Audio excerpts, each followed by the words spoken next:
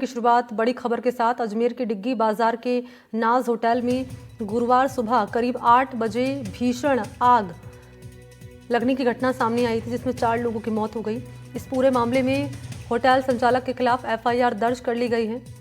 हादसे में कुल 4 लोगों में से एक ही परिवार के 3 लोगों की मौत हो गई थी। इनमें दंपत्ति और उनका 4 साल का बेटा शामिल है। चौथी मौत दिल्ली से अजमेर दरगाह की जियारत के लिए आए व्यक्ति की हुई थी।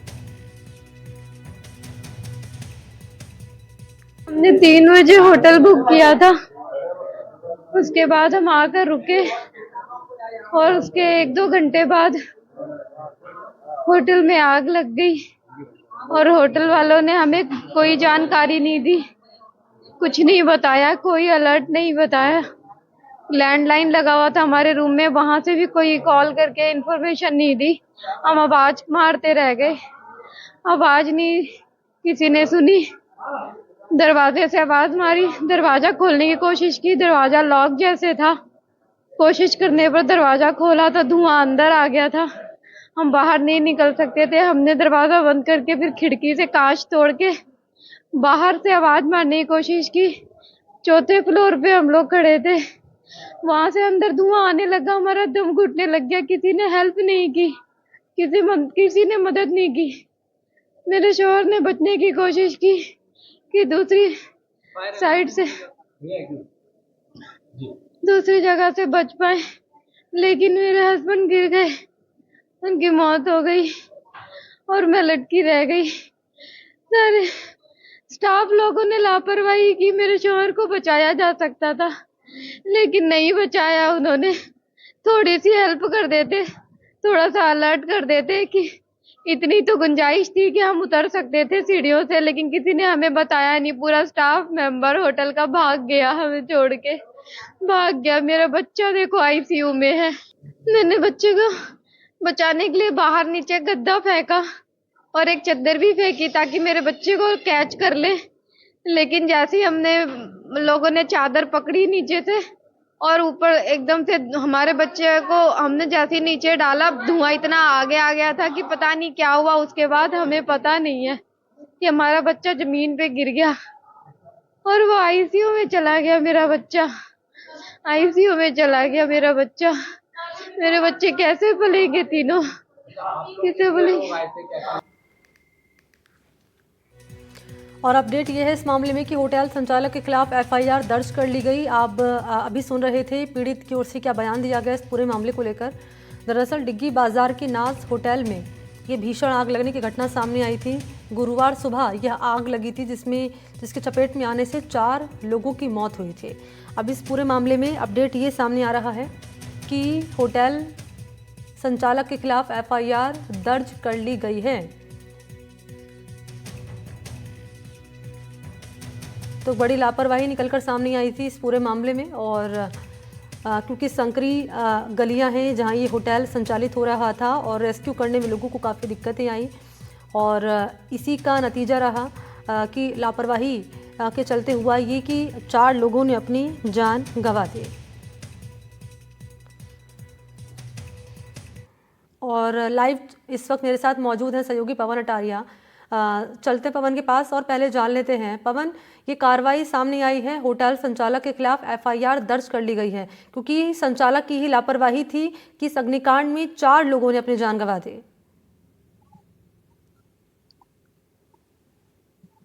जी बिल्कुल मनी, देखिए जो दिल्ली के रहने वाले इब्राहिम के पिता हैं महेंद्र उर्फ मोहम्मद जाहिद, उनकी इस हादसे में दर्दनाक मौत हो गई है। उन्होंने अपने बचाव के लिए वो 4थी मंजिल से होटल के से नीचे कूद गए थे और उनके सर में काफी गहरी चोट लगी थी, जिनकी अस्पताल में उपचार के दौरान मृत्यु हो गई थी। वहीं उनकी पत्नी रेहाना ने जो एफआईआर दर्ज कराई है उसमें काफी सनसनीखेज खुलासे हुए हैं। रेहाना ने ये बताया है कि एफआईआर में कि जो होटल के कर्मचारी हैं उन्होंने मदद करने की बजाय वह होटल से आग लगने के बाद मौके से भाग गए और होटल के जो होटल है उसमें बाहर से कुंडी लगा दी।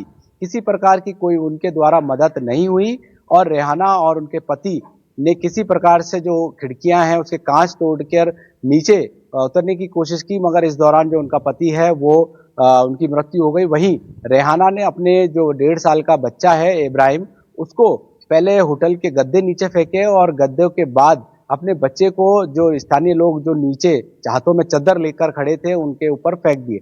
उसके बाद जो बच्चे की हालत है वो भी काफी गंभीर है। फिलहाल चिकित्सकों का कहना है कि जो इब्राहिम है उसके जो स्वास्थ्य में काफी सुधार यहाँ पर देखा जा रहा है। वहीं दूसरी ओर गुजरात के एक परिवार के ही 3 सदस्य, पति पत्नी और बच्चा, वो इस हादसे में मौत उनकी हुई है। तो कुल मिलाकर इस पूरे अग्निकांड में प्रशासन, होटल संचालक और स्थानीय जो प्रशासन है उसकी कहीं ना कहीं लापरवाही यहाँ पर सामने आई है, क्योंकि जो होटल है वो कॉमर्शियल एक्टिविटी कर रखा था और उसकी जो नगर निगम से जो कॉमर्शियल नक्शे पास थे वो नहीं थे। वहीं 15 फीट की रोड पर ये होटल तमाम ऐसे बने हुए हैं। तो कहीं ना कहीं स्थानीय प्रशासन को अब इस और ध्यान देना होगा कि आने वाले समय में इस तरीके के हादसे ना किए जाए। जो रेहाना है उसके जो 1.5 साल का बेटा है इब्राहिम, उसका अजमेर के जवाहरलाल नेहरू अस्पताल के एनेस्थेसिया वार्ड में उसका उपचार वहां पर लगातार जारी है। और जो रेहाना है उसकी मांग है स्थानीय सरकार से कि उसको सरकारी नौकरी दी जाए, जिससे कि वो अपने बच्चों का भरण पोषण कर सके। और रेहाना की जो हालत है वो भी काफी यहाँ पर वो भी काफी बीमार है। थोड़ी थोड़ी देर में उन्हें अपने पति और बच्चों की याद आ रही है और वो बार बार अस्पताल परिसर में यहाँ पर बेहोश भी हो रही है। जी पवन, ये बताएं कि कार्रवाई तो हो चुकी है संचालक के खिलाफ, क्योंकि उसी की लापरवाही रही थी ये कि जो अग्निकांड में 4 लोगों ने अपनी जान गंवा दी। क्या बाकी ऐसे होटल को चिन्हित किया गया है जो संकरी गलियों में बनाए गए हैं? इस तरह की लापरवाही बाकी जगह तो नहीं बढ़ती जा रही है? खुदा ना खास्ता ऐसी घटना कहीं और सामने आती है तो ये दिक्कतें सामने ना आए, इसको लेकर अब आगे की क्या कार्रवाई सामने आ रही है? जी बिल्कुल, पूर्व में देखिए हाईकोर्ट ने ये अजमेर में करीब 100 से ज्यादा ऐसे अवैध निर्माण चिन्हित किए हुए थे और उन पर कार्रवाई करने के आदेश यहाँ पर दे रखे हैं, मगर वो आदेश अभी फिलहाल ठंडे बस्ते में है। और दिन प्रतिदिन ऐसे दरगाह के आसपास के इलाकों में भारी मुनाफा कमाने के लालच में जो लोग हैं, जो स्थानीय लोग हैं, कहीं ना कहीं वो प्रभावशाली है, कहीं ना कहीं राजनीति से जुड़े हुए हैं और ऐसे लोग हैं जो कि लगातार बहुमंजिला इमारतें बनाते जा रहे हैं। कहीं कहीं तो मात्र 2 से 2.5 फीट की जो चौड़ी सड़क है वो है और उसमें 4-5 बहुमंजिला इमारत यहाँ पर बनी हुई है। तो अब जिस तरीके से ये हादसे हुए हैं, पिछले 6 महीने में ये चौथा बड़ा हादसा है। इससे पहले भी अजमेर के पड़ाव क्षेत्र में विमला मार्केट कॉम्प्लेक्स में एक भीषण आग लगी थी जिसमें करोड़ों रुपए का नुकसान हुआ था। उसके बाद भी प्रशासन ने कोई सख्त कार्रवाई नहीं की और ऐसे कई होटल और गेस्ट हाउस चिन्हित नहीं किए जिसमें अवैध रूप से संचालित किए जा रहे थे। और कई होटल और गेस्ट हाउस में अभी भी फायर की जो एनओसी है वो प्राप्त नहीं की है। किसी प्रकार के जो फायर से बचने के लिए इक्विपमेंट है वो यहाँ पर नहीं लगाए गए हैं। जी ठीक है, शुक्रिया आपका पवन अटारिया, तमाम जानकारी देने के लिए धन्यवाद आपका। और एक और बड़ी खबर जान लीजिए, करौली से मिल रही है। सुरोट के कोटपुरा गांव में लेपर्ड से दहशत यहां पर फैल गई। घर में लेपर्ड घुसने से लोगों में हड़कंप मच गया।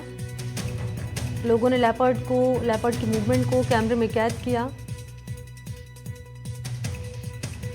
सूचना पर वन विभाग की टीम मौके पर पहुंची और लेपर्ड का रेस्क्यू किया। वन विभाग ने लेपर्ड को जंगल में रेस्क्यू किया और छोड़ दिया। तो कोटपुरा गांव में लेपर्ड का मूवमेंट सामने है जिसके चलते लोगों में दहशत फैल गई, हड़कंप मच गया लोगों में। उसके बाद सूचना वन विभाग की टीम को दी गई और लेपर्ड को जंगल में छोड़ दिया गया।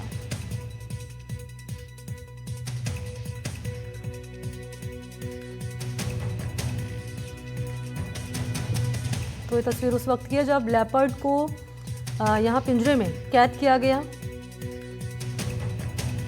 कोटपुरा गांव है ये, जहां पर लेपर्ड के मूवमेंट से लोगों में दहशत फैल गई और उसके बाद यहां पर रहने वाले लोगों ने वन विभाग की टीम को सूचित किया। वन विभाग की टीम मौके पर पहुंची और लेपर्ड को रेस्क्यू कर जंगल में छोड़ दिया।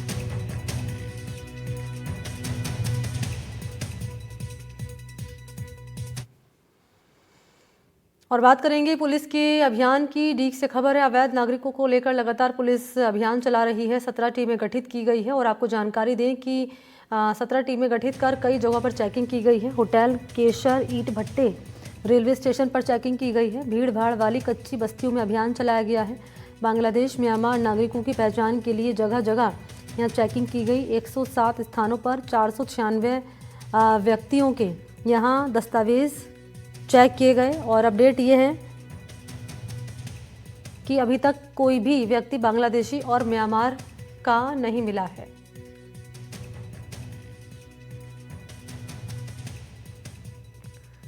तो 17 टीमों को गठन किया गया है और कई जगहों पर चेकिंग की गई है। होटल, ईंट भट्टे, रेलवे स्टेशन पर पुलिस की टीम ने चेकिंग की है। 107 स्थानों पर 496 व्यक्तियों के डॉक्यूमेंट्स चेक किए हैं और अपडेट ये है कि किसी भी व्यक्ति की जानकारी ऐसी नहीं मिली है कि वो बांग्लादेशी है या फिर म्यांमार का है।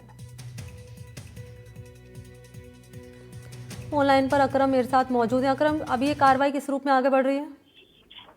देखिए मनी, जिस प्रकार पहलगाम में आतंकी हमले के बाद अब जो भारत का प्रशासन है और डीग प्रशासन है, जगह जगह जो पुलिस प्रशासन है वो अलर्ट मोड पर आ गया है। और जहां पर डीग प्रशासन की 17 टीमें गठित की गई जिसमें आला अधिकारी मौजूद रहे और जो होटल, भट्टे हैं जो और कच्ची कॉलोनियां हैं, जो भीड़भाड़ की कॉलोनियां हैं जहां पर संदिग्ध लग रही हैं, उन लोगों की जांच पड़ताल की जा रही है। कहीं यहाँ पर मम्मियार के और बांग्लादेश और पाकिस्तान के लोग तो नहीं रह रहे हैं, लेकिन जहां जांच पड़ताल की गई है, जहां 496 लोगों से जांच पड़ताल की गई और 10 से बाद चेक किए गए, तो कहीं भी ऐसा मामला निकल कर नहीं आया है कि कोई यहाँ पर बांग्लादेशी और पाकिस्तानी मिला हो। और लगातार डीग प्रशासन की मुहिम जारी है। कहीं भी ऐसा मामला देखने को मिलता है तो वो तुरंत कार्रवाई करेंगे और तुरंत प्रशासन को, उच्च अधिकारियों को अवगत कराएंगे। जी मनी।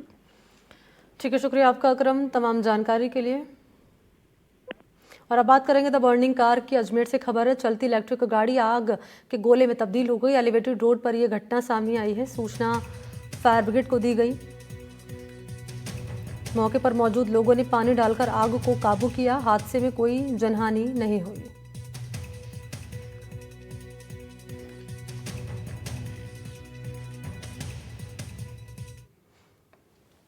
तो 6 लोगों की संदिग्ध मौत के बाद अलवर के खैरतल थाना पुलिस ने अवैध हथकढ़ शराब के खिलाफ कार्रवाई करते हुए करीब 50,000 लीटर हथकढ़ शराब नष्ट की है।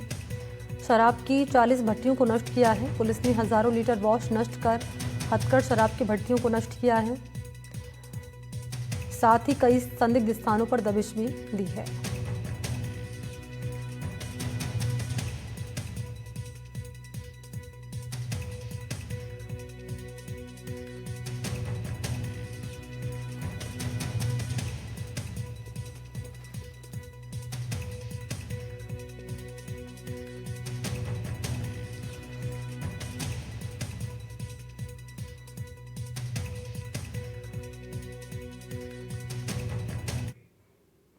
वहीं सीकर के दादिया थाना पुलिस और लूट और जानलेवा हमले के मामले में आरके ग्रुप के 4 आरोपी जिन्हें गिरफ्तार किया गया है। लूट, अपहरण और जानलेवा हमले के मामले में आरोपी नाम है संदीप जाट, विकास गुर्जर, अनिल ढाका और रोहित कुमार, जिन्हें साइबर सेल की सहायता से गिरफ्तार किया गया। गिरफ्तार चारों आरोपियों पर पुलिस की ओर से 10-10 हज़ार रुपये का इनाम घोषित था। फिलहाल उद्योगनगर थाना पुलिस इन आरोपियों से पूछताछ कर रही है।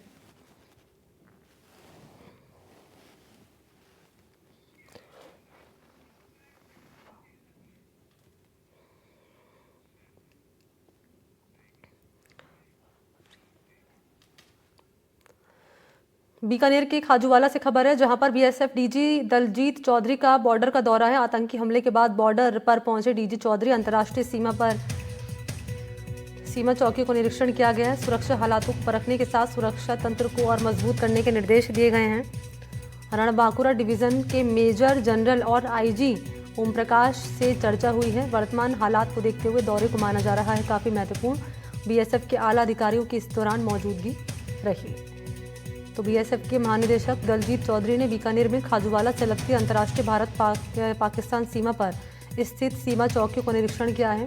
जवानों से बातचीत की है। 22 अप्रैल 2025 को पहलगाम आतंकी हमले में 26 लोगों की जान जाने के बाद भारत और पाकिस्तान के बीच तनाव के बीच दलजीत चौधरी बीकानेर पहुंचे। दलजीत चौधरी ने सेना के रणबांकुरा डिवीज़न के अधिकारी और बीकानेर रेंज के आईजी ओम प्रकाश और पुलिस अधीक्षक के साथ मौजूदा हालात पर चर्चा की।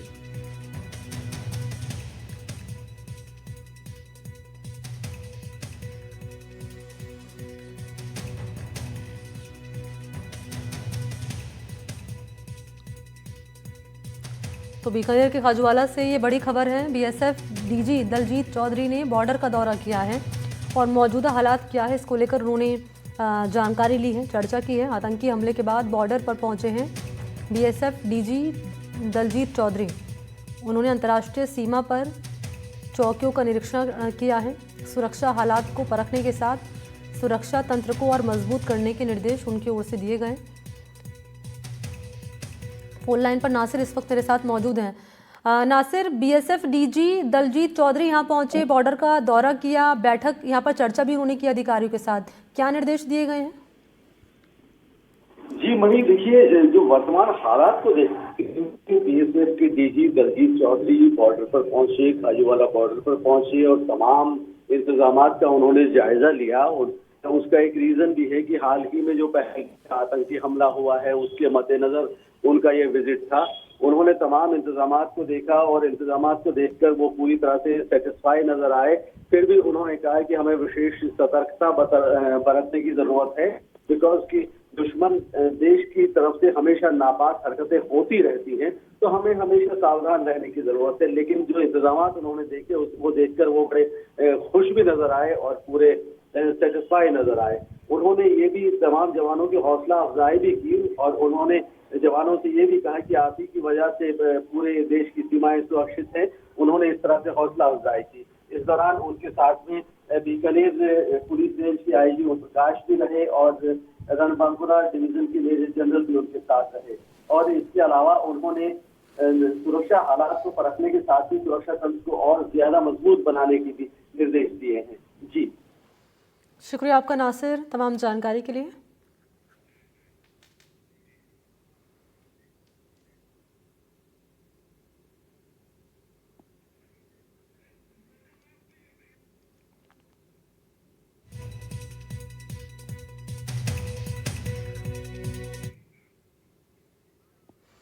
और अगली खबर है जोधपुर से, जहां मां बेटी से मारपीट मामले में पुलिस द्वारा सही कार्रवाई नहीं होने के चलते बेटी ने सुसाइड कर लिया। मृतका ने लिखा है सुसाइड नोट में कि मेरी छाती पर नाखून मारे, कोई साथ नहीं दे रहा, अब सहन नहीं कर सकती।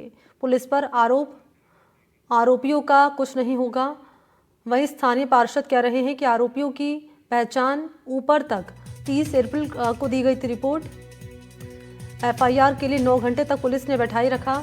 सही कार्रवाई नहीं होने पर सुसाइड यहां पर पीड़िता ने कर लिया और लिखा है कि मेरी छाती पर नाखून मारे गए, कोई साथ नहीं दे रहा। और उन्होंने पुलिस पर भी आरोप लगाया है कि आरोपियों को कुछ नहीं होगा। स्थानीय पार्षद कह रहे हैं कि आरोपियों की पहचान ऊपर तक है। इस पूरे मामले पर 30 अप्रैल को रिपोर्ट दी गई थी। तो ये बड़ी खबर पहुंचा आप तक साझा कर रहे हैं। थाने के बाहर आधी रात तक लोगों ने यहां धरना दिया। पुलिस और आरोपियों पर साठगांठ के आरोप लगे हैं। तस्वीर देख लीजिए, आपके सामने रख रहे हैं। सुसाइड नोट में किसी का साथ नहीं मिलने का जिक्र पीड़िता की ओर से किया गया है। थाने के बाहर आधी रात तक लोगों ने धरना दिया है। मां बेटी के साथ मारपीट का ये मामला है। पुलिस और आरोपियों पर साठगांठ करने का आरोप लगा है। सुसाइड नोट में किसी का साथ नहीं मिलने का जिक्र पीड़िता ने किया है।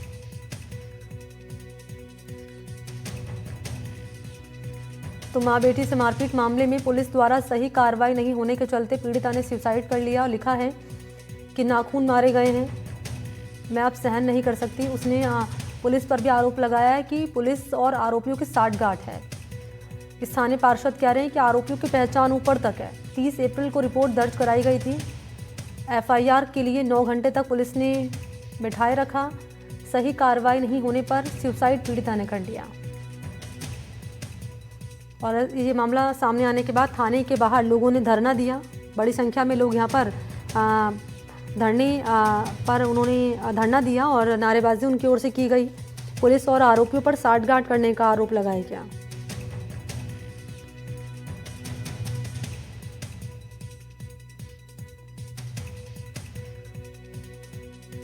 तो थाने के बाहर आधी रात तक लोगों ने धरना दिया। मां और बेटी के साथ मारपीट के पूरे मामले को लेकर अपडेट हम आप तक पहुंचा रहे हैं। जब कार्रवाई नहीं हुई तो पीड़िता ने सुसाइड कर लिया और उसने सुसाइड नोट में लिखा है कि कोई कार्रवाई नहीं हुई है इस मामले पर। पुलिस पर आरोप लगाया है कि पुलिस और आरोपियों के बीच साठगांठ है। वहीं स्थानीय पार्षद कह रहे हैं कि आरोपियों की पहचान ऊपर तक है।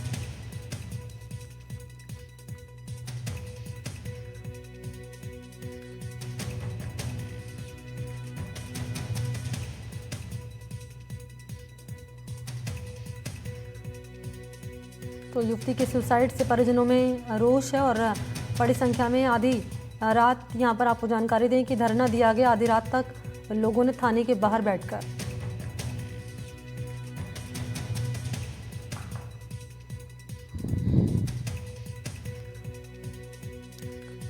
तो जोधपुर से ये बड़ी खबर, थाने के बाहर आधी रात तक लोगों ने धरना दिया, नारेबाजी इनकी ओर से की गई और ये आरोप लगा रहे हैं कि पुलिस और आरोपियों के बीच साठगांठ है। और खबर पर ज़्यादा जानकारी लिए मुकुल इस वक्त मेरे साथ जुड़ चुके हैं लाइव। मुकुल, पहले तो पूरा मामला बताइए, थाने के बाहर जो लोग बैठे हुए हैं धरना दे रहे हैं, ये आरोप लगा रहे हैं पुलिस पर कि पुलिस के आरोपियों के साथ साठगांठ है, पीड़िता ने सुसाइड कर लिया, उसकी ओर से लिखा गया है कि कोई कार्रवाई नहीं हुई है और वो भी तमाम तरह के आरोप लगाए गए। पूरा मामला बताइए और अब किस रूप में यह जो पूरा मामला आगे बढ़ता नजर आ रहा है।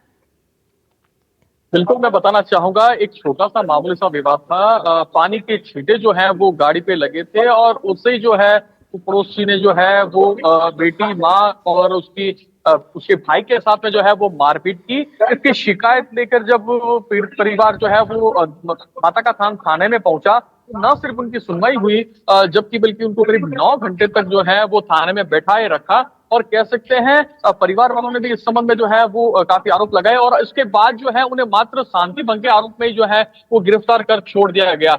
पीड़ित परिवार का ये आरोप है कि जो पुलिस की तरफ से जो है वो बिल्कुल लापरवाही बरती गई थी और उसके बाद जो है वो बेटी जो थी वो इतनी सहम गई थी क्योंकि जो जिन्होंने मारपीट की थी वो उनके घर के बाहर कई बार जो है एसयूवी भी दौड़ाते थे और उन्हें डराते थे, धमकाते थे। तो उससे वो बच्ची इतनी सहम गई थी कि आखिरकार उसने जो है वो फांसी लगाकर सुसाइड कर लिया। और सुसाइड करने के बाद जो आखिरकार अब जो पीड़ित परिवार है उसके साथ जो क्षेत्र के लोग हैं उन्होंने पहले थाने का घेराव किया और अब आखिरकार जो है वो आप देख सकते हैं मेरे पीछे ये भदासिया रोड है, यहाँ पर जो है वो रास्ता रोक कर जो है अपना विरोध कर रहे हैं और इनका आरोप है कि जो थाना अधिकारी है उसको जो है किसी भी रूप में जो है वो सस्पेंड किया जाए और दोषियों के खिलाफ कार्रवाई की जाए। और इसके साथ ही जो कई लोग बैठे हैं यहाँ राजपूत समाज के जो मारवाड़ राजपूत समाज के अध्यक्ष हैं हनुमान सिंह खांगटा के साथ ही कई समाज के लोग जो हैं वो यहाँ पर बैठे हैं और कह सकते हैं क्षेत्र के लोगों में आक्रोश है। पुलिस का जो रवैया है उसमें खुला आरोप लगाया गया है कि पुलिस ने लापरवाही बरती और कह सकते हैं कुछ लोग भी, उनसे भी हम बातचीत करेंगे। सर, किस प्रकार से जो है ये पूरा मामला है?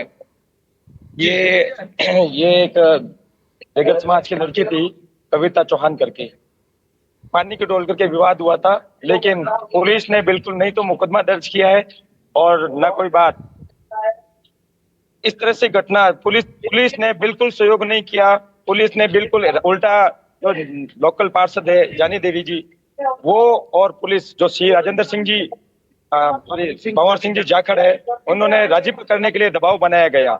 और मैं ये अभी तक कोई न्याय नहीं हुआ है। हम कल सुबह से हम लोग धरना प्रदर्शन में बैठे हैं, कोई भी उच्च अधिकारी यहाँ पे नहीं आए हैं और नहीं कोई जनप्रतिनिधि आए हैं।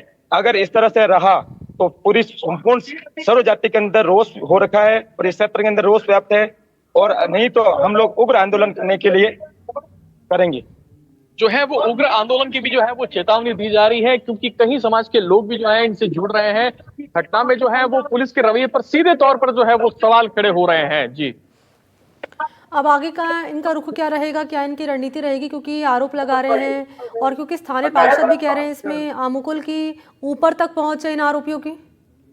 बिल्कुल कुछ और महिलाएं भी है जो इस धरने में शामिल है, उनसे भी हम बातचीत करेंगे जी किस प्रकार से जो है वो, क्योंकि कल से आप बैठे हैं धरने पे, ना कोई जनप्रतिनिधि आया है, ना कोई प्रशासन या जिला प्रशासन का कोई बड़ा अधिकारी आया है। क्या आगे की रणनीति क्या रहेगी आपकी? जैसा कि आपको पता है कि जातिवादी अन्यायपूर्ण व्यवस्था के कारण हमारे समाज की एक लड़की कविता चौहान ने कल आत्महत्या करने पे वो मजबूर हुई। उसने किस परिस्थिति में, जबकि वो पढ़ी लिखी और बहुत सक्षम और प्रतिभाशाली थी, उसको इतना शारीरिक और मानसिक रूप से प्रताड़ित किया गया कि उसे इसने ये कदम उठाया गया। और आज हम ये मांग करते हैं कि जितने भी दोषी हैं उनको गिरफ्तार किया जाए और उनको कड़ी से कड़ी सजा हो। इसके साथ ही पुलिस प्रशासन पे कार्रवाई की जाए और जो पार्षद और जो रसूखदार लोग इनमें शामिल है उनको कड़ी से कड़ी सजा दी जाए। उस लड़की को मतलब इस तरह से प्रताड़ित किया गया एक जातिवादी व्यवस्था की सोच के कारण कि उसको मरने पे मजबूर होया गया। और उसके अंतिम शब्द यही थे कि शायद मेरी मौत से एक नई क्रांति की और नई एक जाति व्यवस्था की शुरुआत हो, तो उसकी उस मौत को व्यर्थ नहीं जाया जाना चाहिए और उसको एक बड़ा एक दिशा देके उसके साथ न्यायपूर्ण कार्य प्रशासन को भी और आम जनता और समाज को भी उसके साथ न्याय के लिए हक की आवाज उठानी। जो सुसाइड करने वाली युवती है उनकी बहन भी है हमारे साथ में, उनसे भी हम बातचीत करेंगे। किस प्रकार से आपकी बहन ने जो है सुसाइड किया है, किस प्रकार से जो है पुलिस का रवैये तो भी सवाल खड़े हो रहे हैं। हम स्टेशन पे गए थे, वहाँ पर हमारी एफआईआर लिखी नहीं, वो पूरे 7 घंटे बैठी रही वहाँ पर, तो लिखी तो फिर वो भी आधी अधूरी लिखी, बस शांति भंग के वाली लिखी। ठीक है, और जो मुकुल नजर आप बनाए रखिएगा, अपडेट आपसे लेते रहेंगे इस पूरे मामले को लेकर। बहुत शुक्रिया आपका तमाम जानकारी देने के लिए मुकुल, धन्यवाद आपका। और अगली बड़ी खबर जयपुर से। एसएमएस अस्पताल में प्लास्टर गिरने का मामला, एनडीटीवी की खबर पर सीएम ने लिया संज्ञान, अस्पताल प्रशासन के अधिकारियों पर कार्रवाई। मामले को लेकर सीएम ने की बैठक, रात में अधिकारी ने अस्पताल का लिया जायजा, अधिकारियों ने मरीजों से की बातचीत। सीएओ सियाराम मीणा और एईएन अंजू माथुर पर गाज गिरी है, दोनों अफसरों को मूल विभाग भेजा गया है। पीडब्ल्यूडी वर्कर्स के एमओआईसी डॉक्टर राशिम कटारिया को हटाया गया है। तो ये बड़ी खबर है, खबर का असर हुआ है। जयपुर से खबर हमने आप तक पहुंचाई थी, एसएमएस अस्पताल में प्लास्टर गिरने का मामला, और इसी पर वीरेंद्र इस वक्त मेरे साथ मौजूद है। वीरेंद्र, अपडेट बताएं, खबर का असर हुआ एनडीटीवी की? बिल्कुल, देखिए मनी, आपको बताना चाहूंगा कि एनडीटीवी ने एसएमएस अस्पताल में ग्राउंड जीरो पर उतर के जो वास्तु स्थिति थी वो उसके बारे में बताया था, और आपने देखा कि किस तरीके से जो है पूरी 4 इंच की जो प्लास्टर है वो एक मरीज के ऊपर गिर जाता है और फिर वो मरीज है गंभीर रूप से घायल हो जाता है। और उसके जब प्लास्टर गिरता है तो इसमें कुल 3 लोग जो है घायल होने की जो खबर होती है उसको प्रमुखता से दिखाया था। इसके साथ ही जैसे ही खबर जो है शाम को हम लोगों ने दिखाई इसको प्रमुखता से, तो उसके अंदर जो है सीएम भजनलाल शर्मा ने स्वयं ने जो है अधिकारियों के साथ जो है। ठीक है वीरेंद्र, बहुत बहुत धन्यवाद आपका तमाम जानकारी के लिए। और इसी के साथ बुलेटिन में फिलहाल इतना ही।